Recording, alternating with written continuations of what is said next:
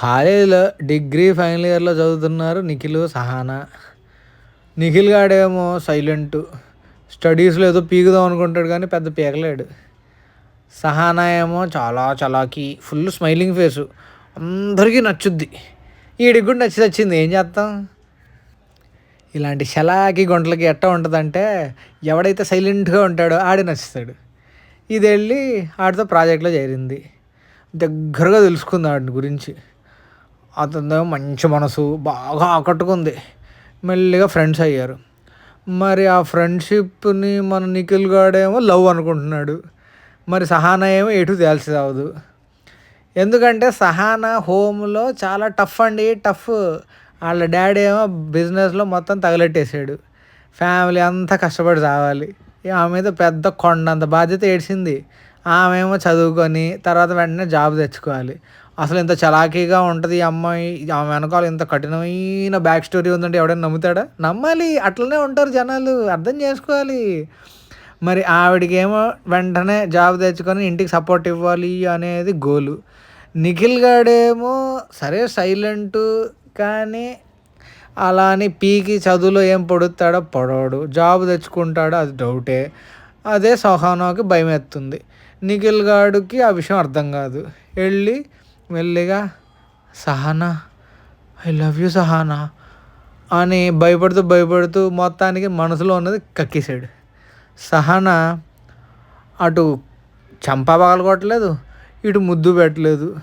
మరి ఏట్రా అంటే అదేంటంటే, నిఖిల్, మనం ఒకరికొకరు ఎంత ఇష్టపడుకున్నా నా ఫ్యామిలీ పరిస్థితి ప్రేమకు ఛాన్స్ ఇవ్వదు.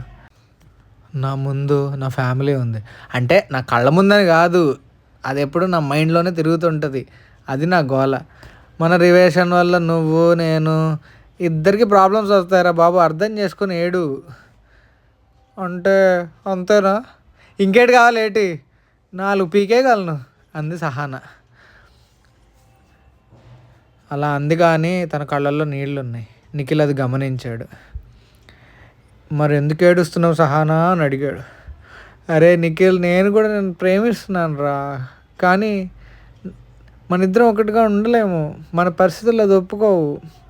నువ్వు కూడా నా మాటిని మంచిగా చదువుకొని కష్టపడి మంచి జాబ్ తెచ్చుకొని మంచి గుంటను పట్టు.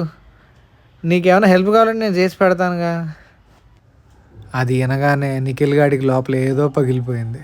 మనసు పగిలిపోయింది. ఏటనుకుంటున్నారు?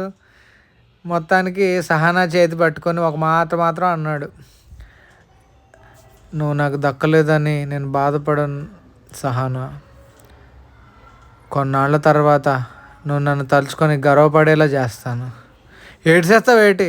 అదే నువ్వు చెప్పిన మాటని ఏదో ఒక ఉద్యోగం తెచ్చుకుంటాను అంటున్నా. నువ్వు సైలెంట్గా ఎటు అటు పోయి ఏ సూసైడో చేసుకుంటాను భయపడి చచ్చాను రా బాబు. మొత్తానికి అర్థం చేసుకున్నావు. ఇక్కడే నాకు చాలా హ్యాపీగా ఉంది. సరే, నేను ఇంటికి వెళ్ళే పనిలో ఉన్నాను. నువ్వు కూడా నీ పనిలో నువ్వు ఉండు. బాయ్ బాయ్ అని చెప్పింది సహానా. ఇద్దరూ మాట్లాడకుండా ఎవరి దారిలో వాళ్ళు వెళ్ళిపోయారు. ఇది అంటే ఒక రకంగా చూస్తే బ్రేకప్ అనుకోండి, కానీ సరే ఒకళ్ళ కోసం ఒకళ్ళు చేసిన త్యాగం కూడా అనుకోవచ్చు. కొన్నాళ్ళు తర్వాత ఏంటైందంటే సహానా వెంటనే జాబ్ కొట్టింది. నిఖిల్ గాడు మొత్తానికి ఆడు బ్యాక్లాగ్ ఏవో ఉంటే క్లియర్ చేసుకొని దీని హెల్ప్ తోటి ఇంకో జాబ్ కొట్టాడు. అలా అని ఇద్దరూ కలిసి లేరు, బట్ వాళ్ళ మనసుకు అది తెలుసు. అదేనండి మన స్టోరీ టైటిల్, మనసుకు అది తెలుసు. అదే ప్రేమైన, స్నేహమైన, త్యాగమైన. మళ్ళీ ఇంకో స్టోరీతో మళ్ళీ కలుసుకుందాం. Please like, share and subscribe.